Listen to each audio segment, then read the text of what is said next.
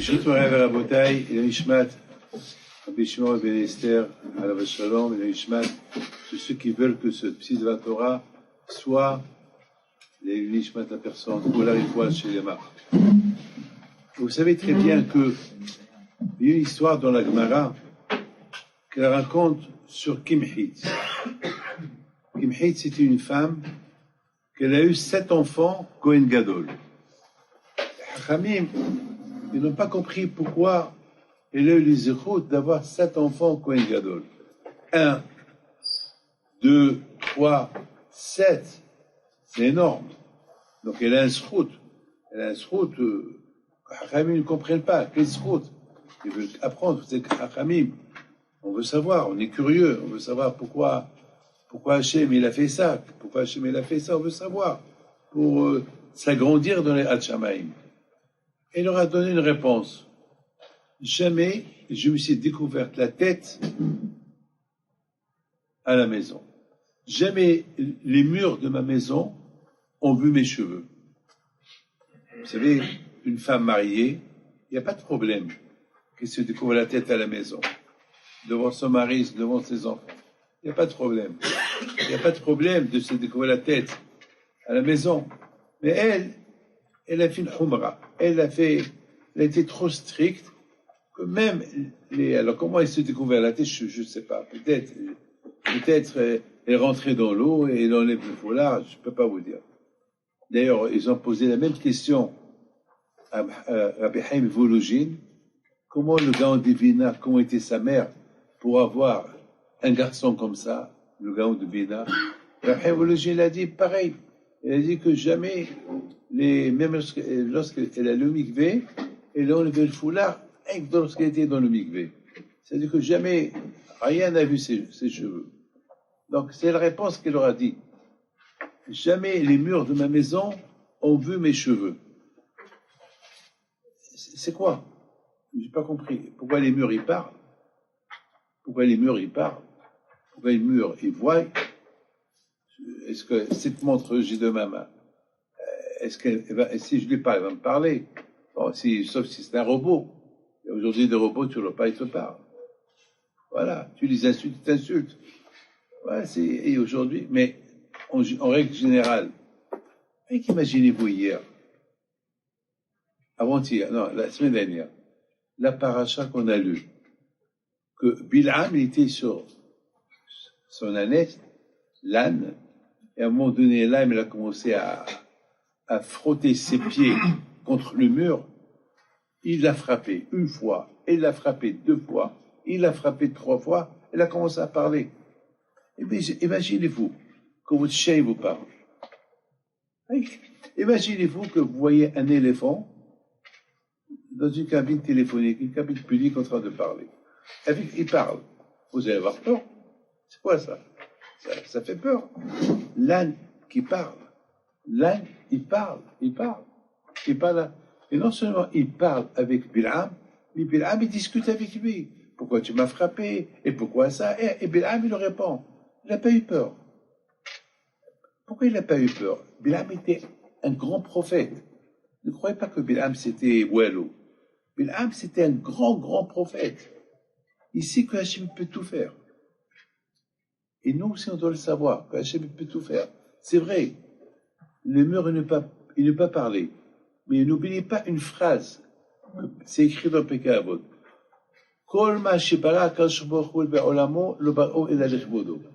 Tout ce que Hachem a créé dans le monde, il a créé pour son kavod à lui.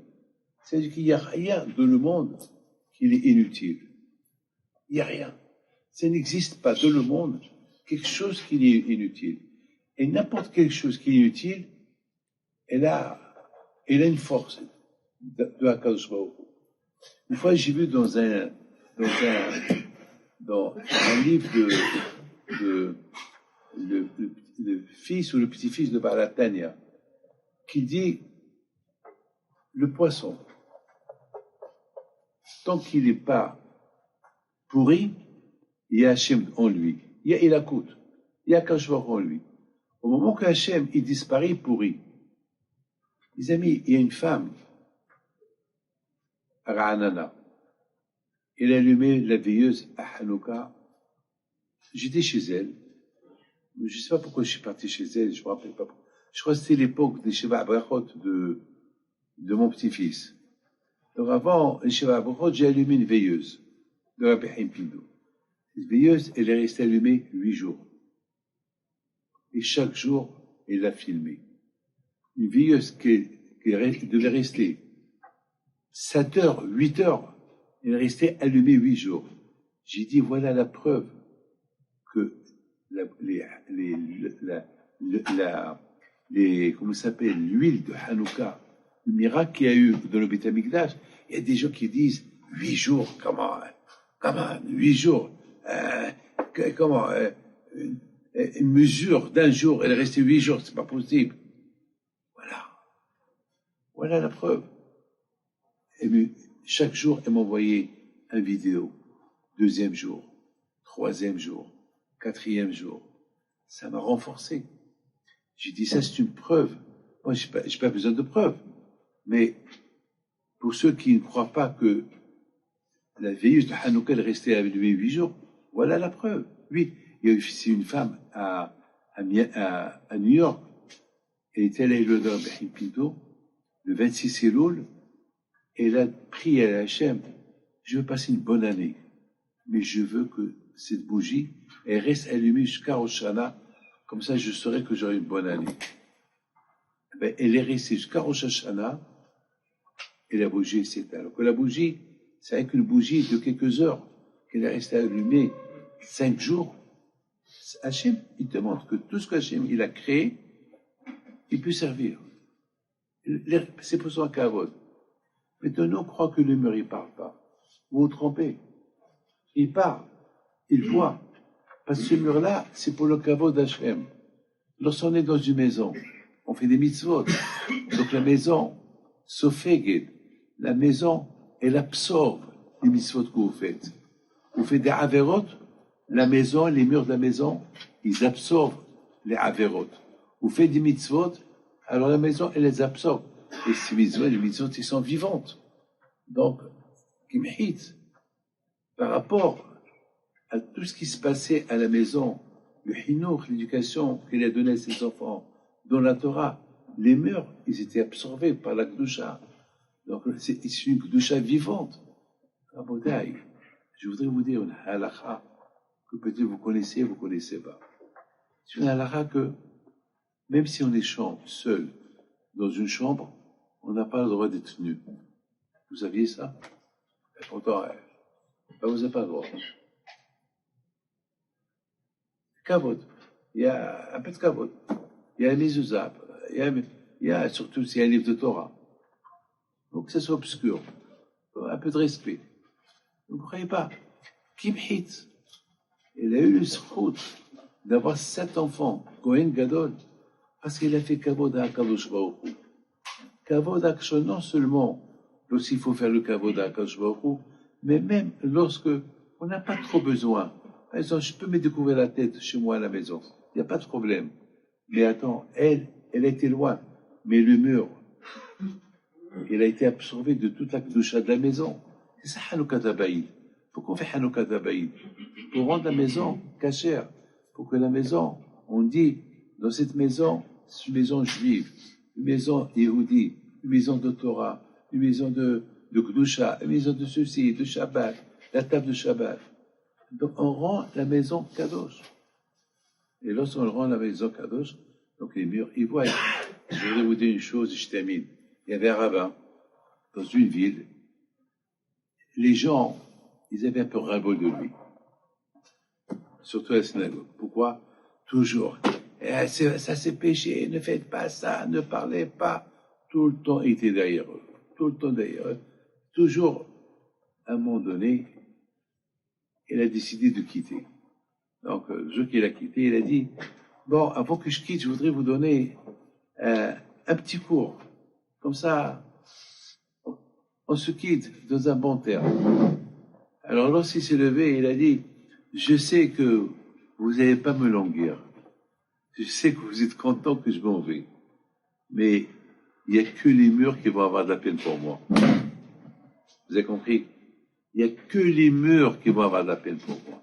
Parce que les murs, ils comprennent et vous ne comprenez pas. Ça veut dire que les murs comprennent.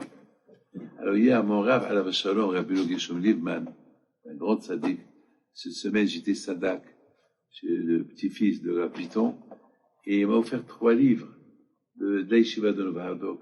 J'étais très content de ces 3 livres-là. Moi, je le considère mon premier Rav, Rabbi Gershom Alav Shalom. Et toujours, je le mentionne. Il pose une question.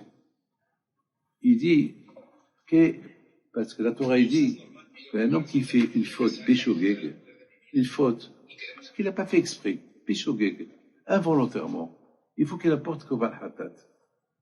Il faut qu'il apporte Koban Hatat. C'est quoi Hatat? Un sacrifice de la faute. Et Hachamim me disent, c'est que il a perdu le sechel, il a perdu la tête. Celui qui fait une faute, il a perdu la tête. Alors, le Rav Alav Shalom, il pose une belle question. Quoi?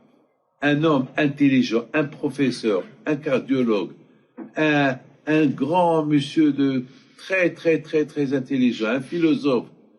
Quoi? On va lui dire, tu es Béhéma, tu as perdu la tête. Parce qu'il a fait une faute. On va l'appeler, tu as perdu la tête. C'est une belle question qu'il pose.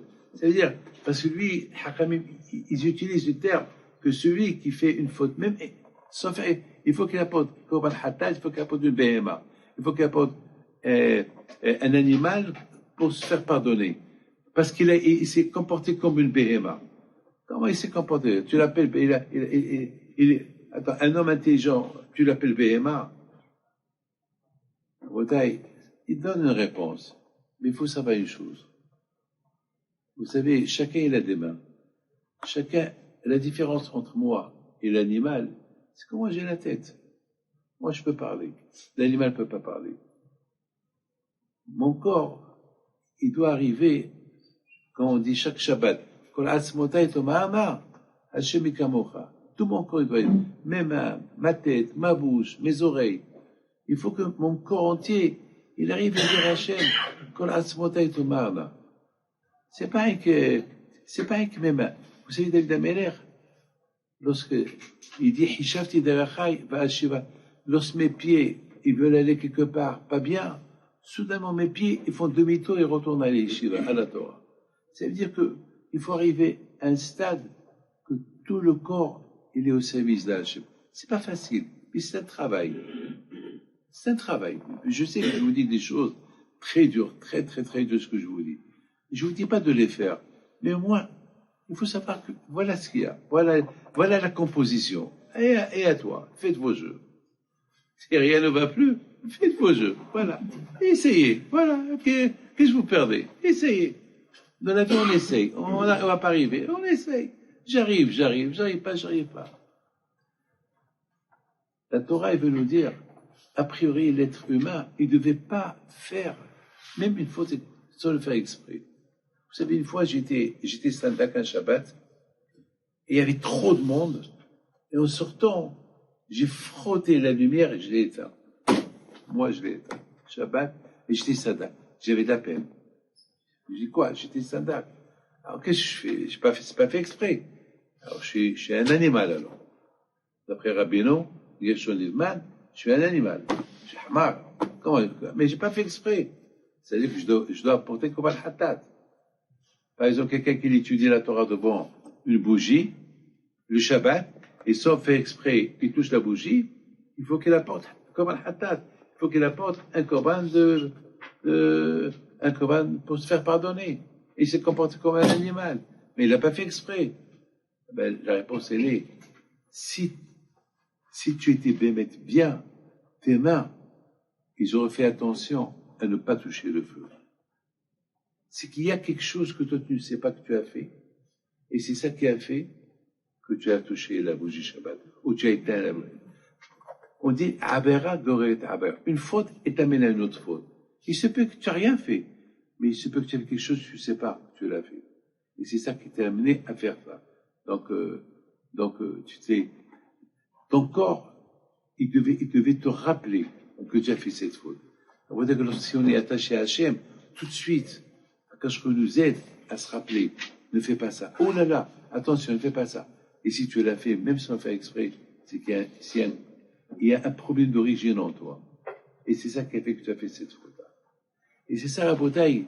Et c'est ça la bouteille. Il faut qu'on rend, comme il dit, Yonatan ben Oziel, il dit, Ahkimou, il faut que notre corps il soit intelligent, que ma main soit intelligente, que ma tête elle est intelligente, que mon pied. Il faut que mon pied, il arrive à me faire m'avertir. Hey David, ne va pas là-bas, c'est grave. Comme mon père. Mon père, une fois, il a été invité chez quelque part. Ils ont pris une bouteille de mahia et il n'y avait que des vieux. Ils ne voyaient pas bien. Et ils parlaient. Moi, entre-temps, je suis sorti dehors. 1 heure plus tard, je retourne et je vois toujours la bouteille de mahia qu'elle est là. J'ai dit, et c'était mon père qui devait leur donner. J'ai dit, quoi, vous n'avez pas bu, vous n'avez pas fait le haïm? Alors tous ils ont dit, non, on t'attendait, que toi tu nous sers. Depuis quand mon père, il m'attend pour que je le sers? J'étais jeune. Depuis quand? J'ai dit, d'accord, je vais voir avec vous. Alors j'ai pris un verre, comment si je me sers? Et là j'ai versé, il y avait plein de moustiques qui sont tombés dans le verre. Je les regarde tous.